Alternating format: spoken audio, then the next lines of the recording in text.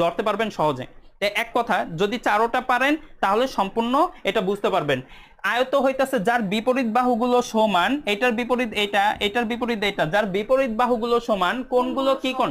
সমকোণ। এবং আরেকটা জিনিস, কর্ণ, এটাকে বলা হয় কর্ণ, কর্ণগুলো সমান, কর্ণগুলো কি সমান, তাকে কি বলা হয়? আয়ত।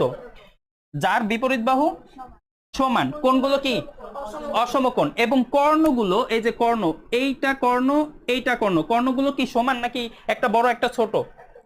একটা বড় একটা ছোট, তাহলে কি কর্ণগুলো কি অসমান, কর্ণগুলো কি অসমান, তাকে কি বলা হয়?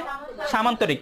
এখন যার চারটি বাহু সমান, কোণগুলো সমকোণ এবং কর্ণগুলো কি সমান, তাকে কি বলা হয়? বর্গ। এটিকে কিন্তু কর্ণ বলে। যার চারটি বাহু সমান, কোণগুলো কি কোণ?